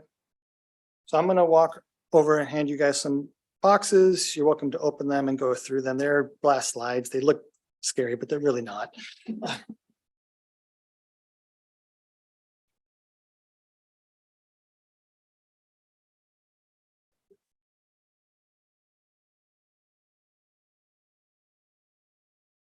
So the image we have up here is an example of a fungus stain. What happens in our customers' labs is the science of histology. The science of histology is the study of tissue. In that process, tissue is stained so that diagnosis can be made by the pathologist. So here in the pink, you see fungus. So this is what we do is this product in front of you. What it does is the majority of those stains in there are not, the majority of those slides are not stained. Our products go to diagnostic labs to control the staining procedure that the patient tissue is used for diagnosis reasons. So any questions on the product? Next slide, Kate. Now it's Sam.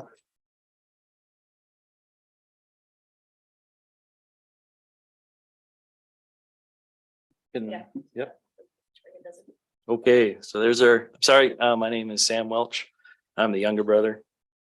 This is our lot in Waunakee, and a simple way of talking about, we say the company started in Oak Park, Illinois. It started in our house.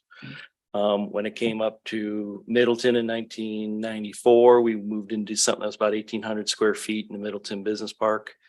2002, we moved into a 7,000 square foot space just down the road in the Middleton Business Park. So we've been at their current location for over 20 years.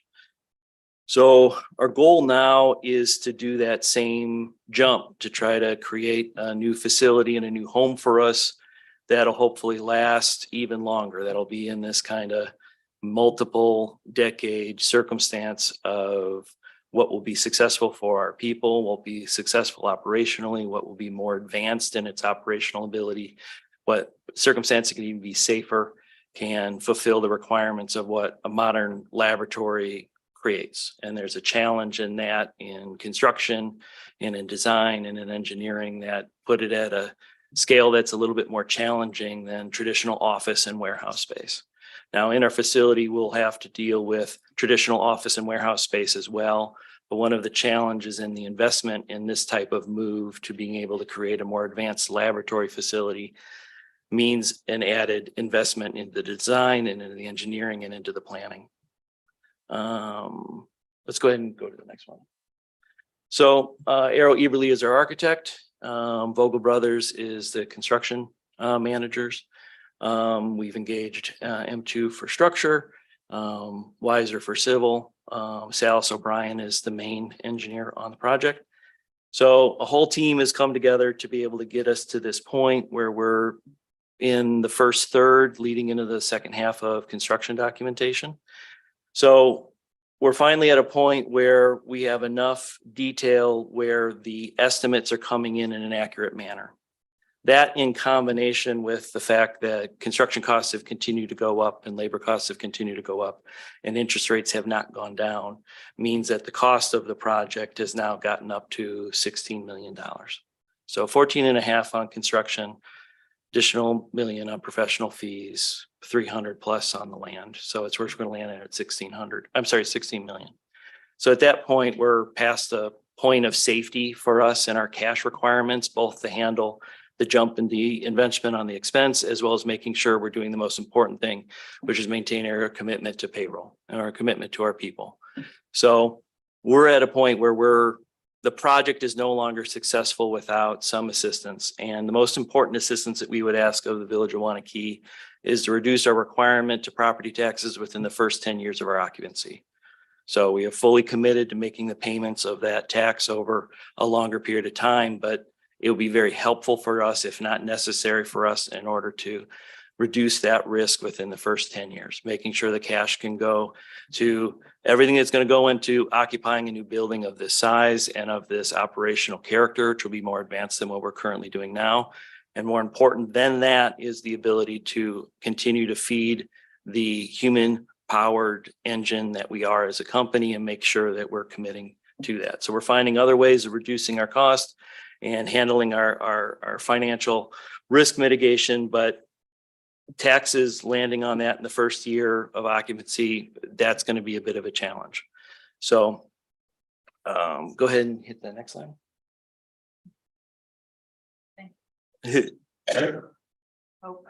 So in that previous slide, you're seeing a combination of office and laboratory and warehouse. And so there's been a lot of design work. The benefit of our company being around for so long, even in its small circumstances, we have a lot of knowledge base within our company about what works and what doesn't work for what we do. So this building will help us do all of that in a more advanced way. It'll also allow us to afford a movement into even more advanced versions of histology services. This is a rendering of what the laboratory space would be like. And what we are trying to do is create an uncommonly beneficial circumstance specific to the laboratory science that we fulfill, which is unique to a company that can specialize in one science in comparison to other types of science institutions, which might have to cover multiple laboratory sciences. We get to deal just specifically with histology. So we have a very good design and engineering goal, but we find ourselves in a project circumstance where the scope, while being required, is financially challenging for us. So, and a basic example is our current lab, as you saw the picture when Mike was up here, can support 10 people in it, and the new lab will be able to support 40. So, yeah. Even with our challenge space right now, I think we've already hired 6 this year and continuing through this year into next year, which would still be at our current facility. We might very well be hiring 8. And then upon occupancy, which we would hope might be at the end of 2024 or worst case scenario in the first quarter of 2025, that leading through 2030, we would hope to be able to hire 25 more. The wages that are shown are a description of what would be for the experience for a laboratory technician. And that's not every job that we'll be hiring for within those numbers, but that is the highest density of hiring that we'll experience as a part of those numbers. So it's a good average to be able to demonstrate. Am I done? Yeah. I'm done. Okay. Thanks. Shouldn't have put these divider slides in. I knew they were good. Bill A. Great. Well, I'll take a minute and tell you what sort of assistance that newcomer would require. As you've heard from Mike and Sam, this is a generational investment of the company, and one that would allow the company to continue to grow and grow here in Waunakee. You've heard they're very committed to this location in Waunakee, and you'll see that in the numbers. First, just wanted to highlight some of the benefits in a partnership with Waunakee that we believe the village would benefit from. Significant investment in the laboratory. Sam just said 16 million. I have 15 million. So with the overall project, the additional expansion could be a potential cost of 8 million in today's dollars. That lot right now is assessed at $900, and based on the assessed conversations that Tim had with your assessor, believe it would be about $10 million assessment with just the investment, the 16 million that we're discussing today. The numbers, if you added them up, would be about 70 employees in the facility with the initial investment by 2030. And then with expansion, the employees in the building could be up to 100. And then I find it to be exciting newcomers partnership, both with medical providers in the area, the UW hospital system, and the training program with Madison College that Mike mentioned would all, of course, be part of the business's operations here in Waunakee. So I mentioned that the project was stalled, and things have changed, and due to the increase in construction costs, due to the increase in interest rates, the company is now looking at a capital gap of about $2 million. And that $2 million gap is after Mike and Sam have done a number of things that are listed here. First thing they did, not listed here yet. First thing they did, which I'm sure a lot of you are thinking, is they went back to the building design and said, okay, what do we really need? This costs more now, both to build and finance, and value engineer the building from the original design. And it is now down to the minimum building that works for the business to make this investment in the next phase of its operations. Financing costs are up, but so is the principal amount of their financing. Mike and Sam are putting more money into this project as owners. We've gone to the Wisconsin Economic Development Corporation, and we have a letter of support from WEDC for tax credits in the amount of $250,000. And so what that leaves is a $2 million gap in the company's ability to secure financing. What we're proposing for your consideration is that $2 million could be afforded to newcomer through the TIF over a 10-year period. So what would traditionally look more like a pay-as-you-go TIF or municipal revenue obligation, I believe is how you structure them here in Waunakee, where a portion of the increment that newcomer generates through their payment of property taxes is provided to them as part of their pay-as-you-go agreement with the village. And that would last for 10 years. And based on the assessor's estimates, that would be about $2 million of payments to newcomer. Then that's first 10 years. Then in year 11, and for the next 20 years, newcomer would repay all of that principal amount back to the village. So for those of you who like graphs, and I learned today Sam really likes graphs. I made a graph for Sam, so hopefully you can all enjoy this. These are years across the left to right is years 1 through 30. The first 10 years are the years in which the building's occupied, and newcomer pays property taxes, of course, like anyone else in the village. Newcomer pays property taxes, and that's the blue line. Let's call it $200,000 a year of property taxes. And the green line below it is the amount that the TIF would provide assistance to newcomer. So newcomer pays taxes, TIF provides assistance years 1 through 10. Then the years 11 through 30, newcomer continues to pay property taxes, of course, like anyone else in the village. And the orange above it is their repayment of the TIF loan to the village. So over the course of 30 years, in today's dollars, newcomer would pay $6 million in property taxes, receive $2 million in a loan from the TIF and repay the full $2 million in the course of this 30 years. And that is the structure that works for Newcomer, allows this project to be financially feasible and proceed with potential groundbreaking, here in the next few months. Weather dependent. Thanks, Kate. I'm sure you're sitting on a number of questions. But what we'd like to do is let Todd explain how this can be accomplished, which might get at some of your questions. And then we'll open it up after we get through with Todd giving a presentation. But what I do want to share is that these guys and Kate, while this is the first time you're hearing this, it's probably been lobbed back and forth with us a dozen times. And they're probably sick of yet another call with Todd and Tim, who seem to have their finger on the no button. Hey, that's the way this works for every TIF deal we have ever brought to the village. There is push and pull before, push and pull and fighting and fighting in a good way to reach a point at which we felt comfortable to show something to you. We also did involve Kristen in an initial meeting with Newcomer as well. So what they presented to you is question number 1, which is, are you willing to entertain this approach to TIF to do a fully repayable loan?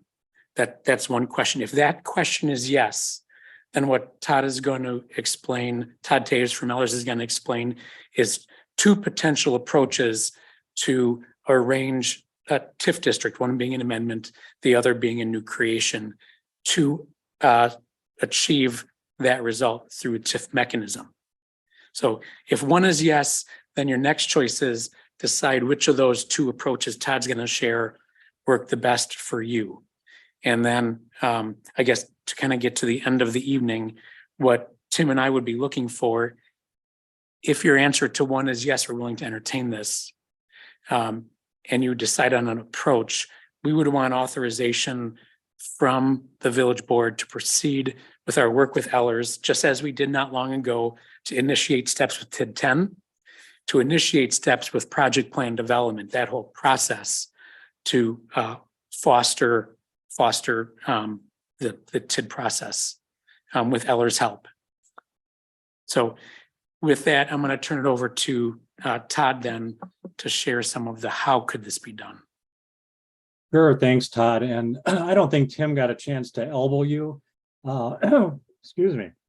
Before I just sent an email a few minutes ago, and actually what we had talked about this morning, I think what we've concluded now, that there would be actually no difference in closure year new versus amendments. So I'll just touch on that briefly, but I wanted to preface this by saying that I think after further review, that doing the amendment probably makes the most sense.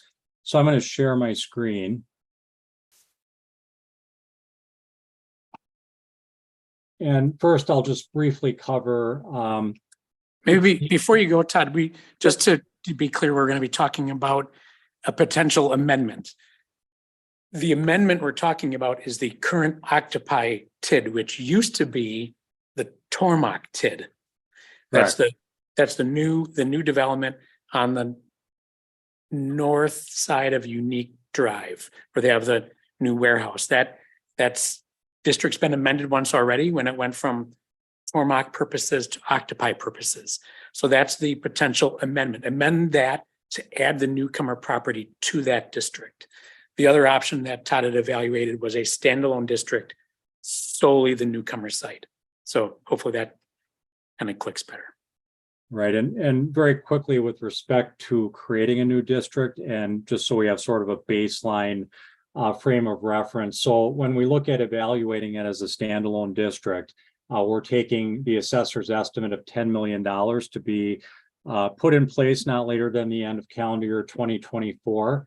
What that would result in on a forecasted basis is roughly $3.8 million over the 20-year life of the district. This would be created as an industrial district.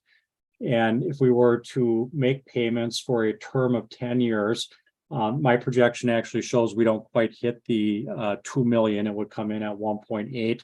But what it would actually be would be dependent on the actual value, whatever the tax rate is, prospectively up to that cap. So we would show that 10 years ending in 2035.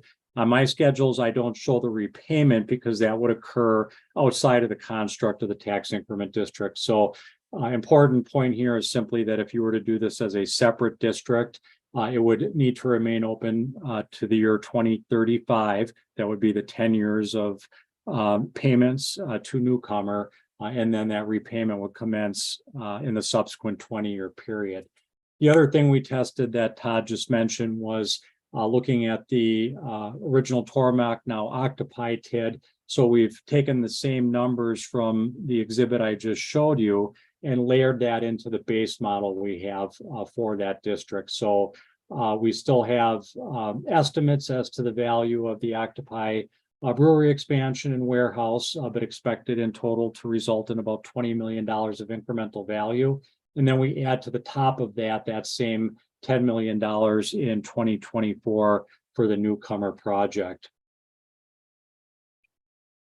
So when we look at this in the context of TID 9, we've got to account for the increment from the brewery, the warehouse, and this project to give us our total revenues.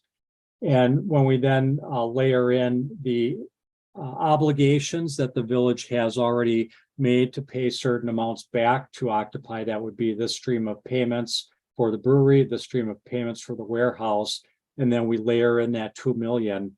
What results is that we would actually be able to close TID number 9 on the same date that it's presently expected to close based on the Octopi project only.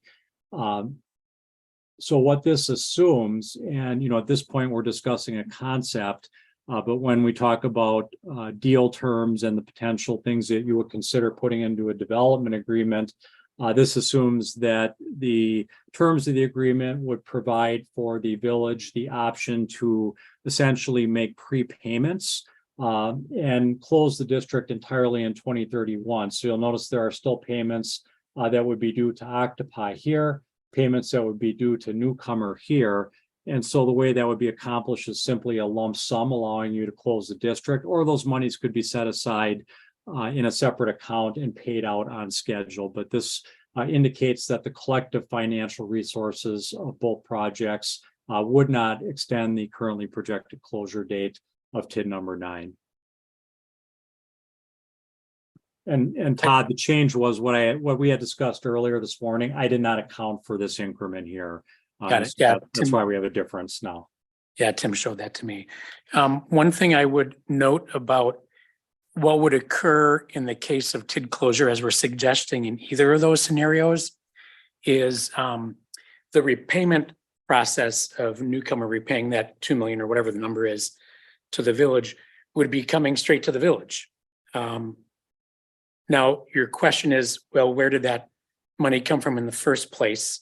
The tax dollar support is deferred from the other taxing, all 4 taxing jurisdictions, as opposed to just the village. What I think would be a fair approach on the village's part, while it wouldn't be required of us, I think it would be fair to consider reimbursing when we receive those repayments from newcomer, to reimburse appropriately in share to the taxing jurisdictions that agreed to the TID amendment in the first place. Now that's prerogative of the village board when the time comes, but I think that would be a thoughtful and meaningful agreement for us to have with our partner jurisdictions. All right. That's a lot. It is. What questions do we have? And we can We've maybe, got perhaps questions, if you I'm sure. want, we can go back to question number 1, Mhm. which is, would you have favor for this concept of a TIF deal if it is a 100% reimbursable loan? And I guess one question, Todd, have you seen this approach in TIF deals? And I know you've been doing this for quite a while. We've been working together a long time. I haven't seen it, but have you seen something like this as a model? I have not. I've never had a scenario that was like this in the sense that essentially the dollars were used as a repayable incentive instead of just a strict incentive. All right, Tricia, you were writing a lot. Do you have some? I was gonna go Sorry. last because I had two. Oh, okay. Yeah, all right. All right. Who else would like to go? Who would like to start? Nyla? Pretty basic question. You were discussing hiring lab technicians. My other question is do you hire or contract people such as maintenance and custodial? I would like to know what the employees look like who would be hired by your company versus contracted. In our current facility, we contract for facility maintenance. But in the new building, we'll be looking to hire permanent employees to provide all sorts of different types of facility maintenance. What about custodial? Yes, including that.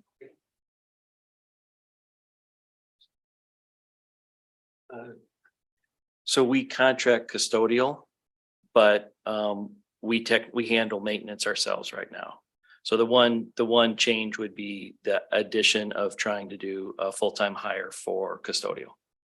So outside of the requirement of outside professional services for maintenance or repair, we do our repair ourselves.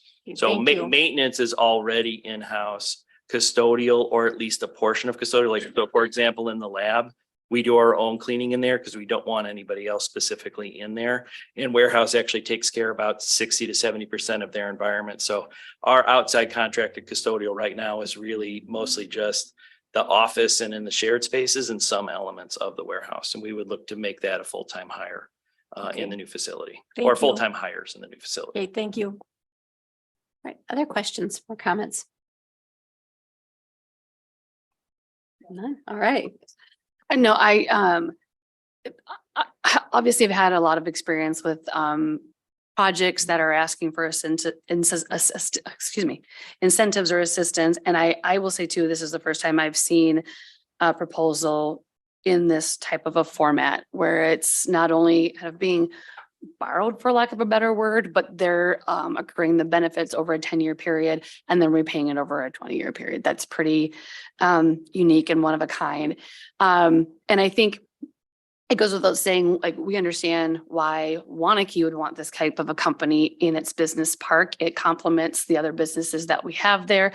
It employs the type of workforce that we're trying to attract in Waunakee. But I'd love to maybe hear a little bit more from you all, like, why Waunakee? Like, what is it really that set Waunakee apart in this decision, as far as just the why to locate here? What makes this special? You're in Middleton right now, which has a lot of bioscience tech. Size of the lot to start. Again, the biggest part of the scope of the project is trying to find that next 30-year solution. So lots in Middleton at the time we were making the selection were very expensive for the amount of acreage they had. They didn't commonly have acreage at 3 acres or above per lot like Waunakee did. Mike did a lot of work on our current staff, all the people we work with, and what their commute was. And as we looked at Middleton versus all of the other locations, staying away from the Beltline is a good way of future proofing.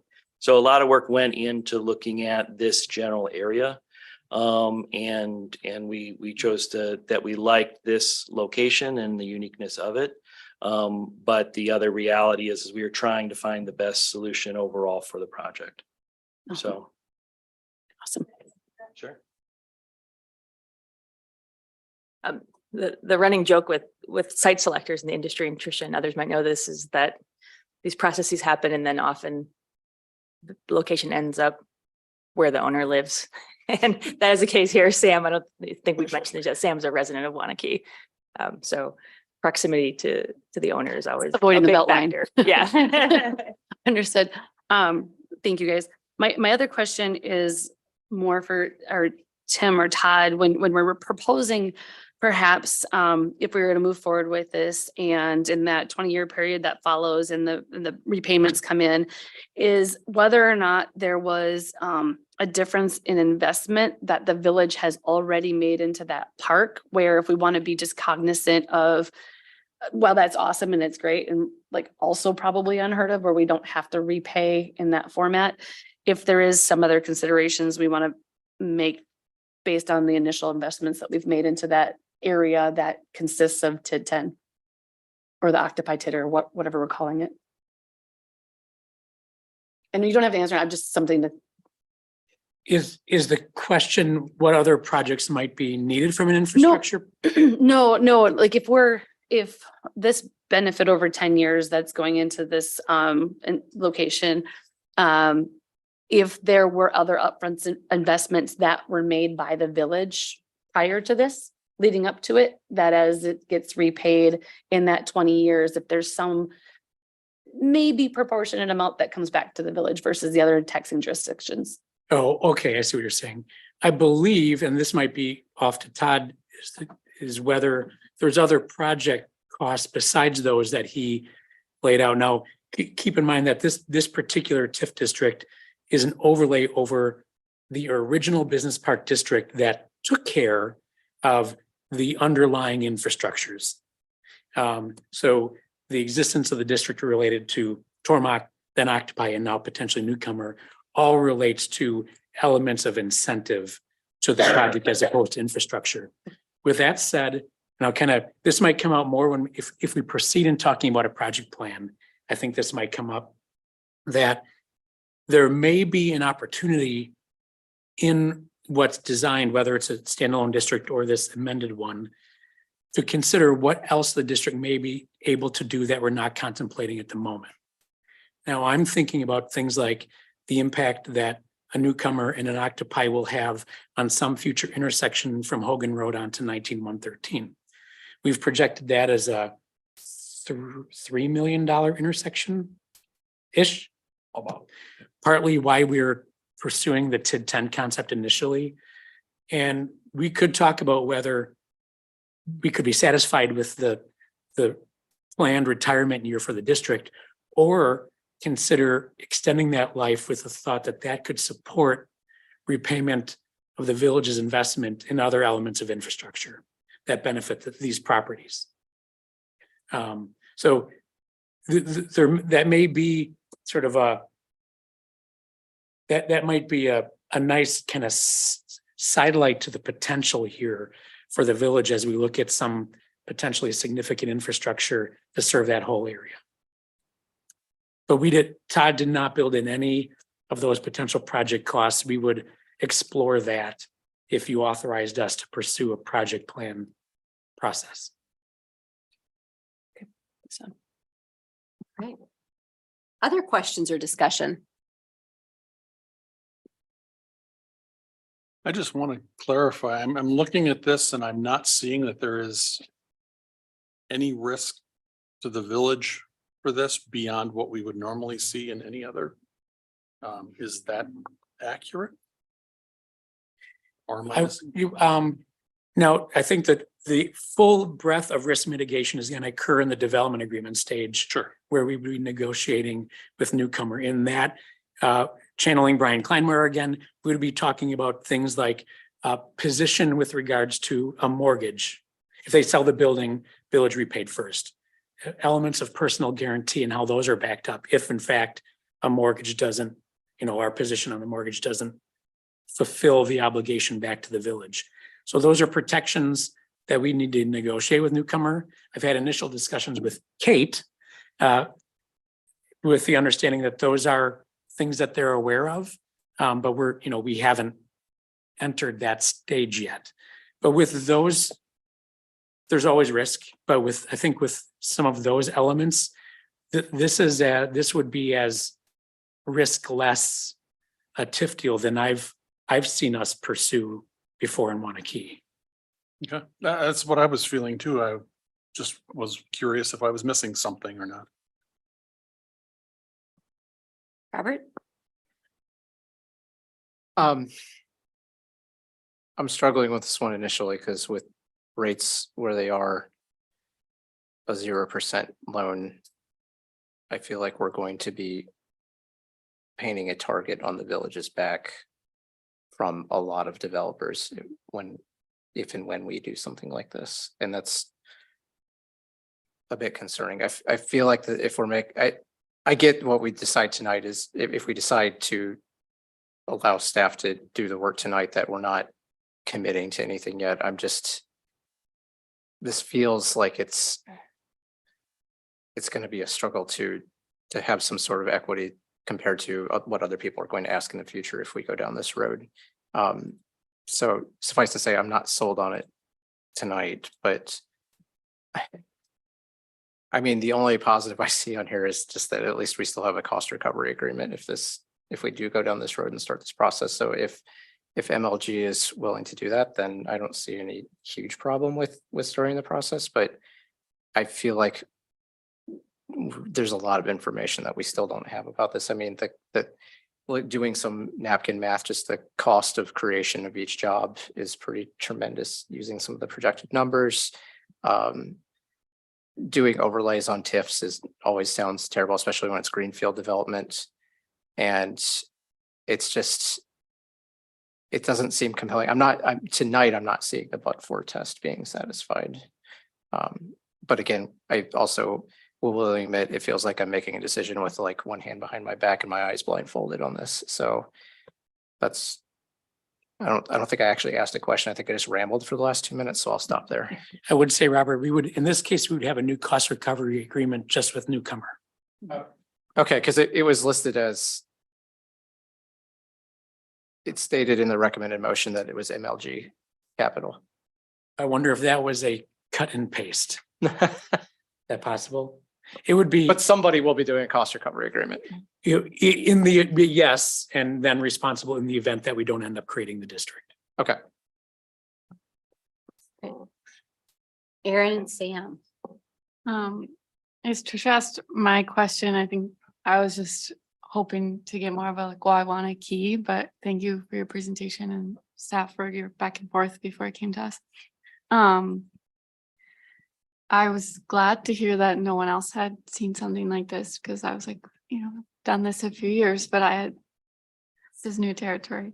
But I'm inclined to further the process and see where we can go with this and get more information. Sam. I guess I wouldn't say I'm sold tonight either. I personally would like to think more.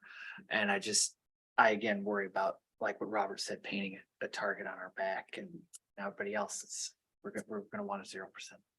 And I don't know how comfortable I am with that. Yeah, Trisha. Yeah. So another question for you guys. If this doesn't happen, we can't get this, what happens?